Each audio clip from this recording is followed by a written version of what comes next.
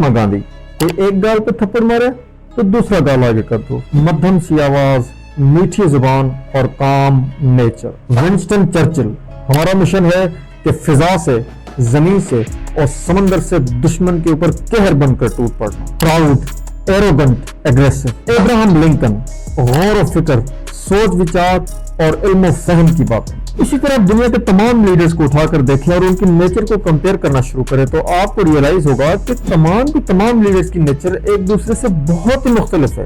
एक लीडर के personality traits दूसरे लीडर से नहीं मिलते। फिर लोग हमें लीडरशिप क्वालिटीज क्यों पढ़ाते हैं? क्या वाकई कोई ऐसी डिफाइंड लीडरशिप क्वालिटीज हैं जिनको डेवलप करके कोई लीडर बन सकता है? आज की किताबी बात जिम कॉलिंस और बिल लेजियर की किताब बियॉन्ड एंटरप्रेन्योरशिप के साथ। और अगर आप इस चैनल के सब्सक्राइबर हैं और आपको ये महसूस हो कि आपको ये किताब पढ़नी चाहिए तो ये किताब आपको बिल्कुल फ्री में मिलेगी, मैं प्रोवाइड करूंगा। किताब कैसे मिलेगी वो मैं आपको आगे चल के बताता हूँ। पहले लीडरशिप को डिस्कस कर लेते हैं। जिम कॉलिंस और बिल लेजियर लीडरशिप को किस तरह डिफाइन करते हैं? उनका मानना है कि अगर लोग आपकी अथॉरिटी या पोजीशन की वजह से नहीं बल्कि आउट ऑफ इंस्पिरेशन आपको फॉलो करना शुरू कर दें तो आप लीडर कहलाते हैं। अब सवाल ये पैदा होता है कि क्या कोई डिफाइंड या सेट पैरामीटर्स हैं जिनकी बिना पे हम किसी को लीडर और किसी को फॉलोअर कह सकें? तो उसका जवाब है बिल्कुल नहीं। कोई डिफाइंड पैरामीटर्स नहीं होते किसी शख्स को लीडर या फॉलोअर मानने के लिए। इसकी वजह इस किताब में ये बताई गई है कि जो लीडरशिप है वो आपके इनर सेल्फ से उभरती है, ना कि किसी आउटर सोर्स से। और जो इनर सेल्फ है वो हर इंसान का डिफरेंट होता है। यही वजह है कि जब आप दुनिया के तमाम लीडर्स को ऑब्जर्व करेंगे तो आपको डिफरेंट तरह के लीडर्स मिलेंगे। कुछ लीडर्स खामोश तबीयत, शर्मीले मिजाज और रिजर्व्ड नेचर के होते हैं, तो कुछ लीडर्स आउटस्पोकन, करेजियस और एग्रेसिव होते हैं। कुछ लीडर्स को क्विक डिसीजन लेने की आदत होती है, यानी कि फौरी फैसला कर लेते हैं, तो कुछ लीडर्स गौर और फिक्र और सोच विचार के बाद लंबा टाइम लेके फिर एक अच्छा डिसीजन लेते हैं।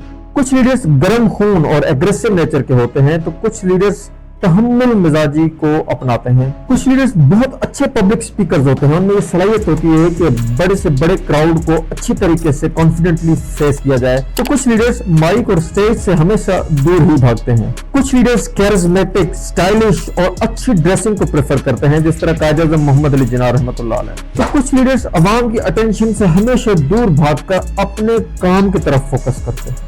और यहाँ पे आप कैरिज्मा को लीडरशिप मत समझ लीजिएगा, क्योंकि कैरिज्मा और लीडरशिप दो अलग-अलग चीजें हैं। हर कैरिज्मेटिक बंदा लीडर नहीं होता और हर लीडर कैरिज्मेटिक इंसान नहीं होता। गर्ज के तमाम लीडर्स जो होते हैं वो अपने अंदर एक डिफरेंट पर्सनैलिटी को पैदा किए होते हैं और उसी के साथ वो जिंदगी गुजारते हैं। तो यहाँ पर सवाल ये पैदा होता है कि हम जो आम लोग हैं हम किधर जाएं, हम किसको फॉलो करें? हमें भी लीडर बनने की ख्वाहिश है, तो हमारे लिए कौन से प्रिंसिपल्स हैं जिनको फॉलो करके हम लीडर बन सकते हैं?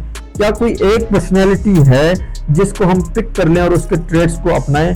तो इसका जवाब है बिल्कुल नहीं। आप किसी शख्स को फॉलो करके कॉपी कैट तो बन सकते हैं, लीडर नहीं बन सकते। अगर आप नेशनल या इंटरनेशनल लेवल के लीडर बनना चाहते हैं तो आपने सबसे पहले अपने पर्सनैलिटी ट्रेट्स को आइडेंटिफाई करना है कि आप में कौन सी पर्सनैलिटी ट्रेट हैं, आप में कौन सी ऐसी स्किल है जो आपने कहीं से हायर नहीं की, किसी से एक्वायर नहीं की, वो नेचुरली आप में इनबिल्ट है।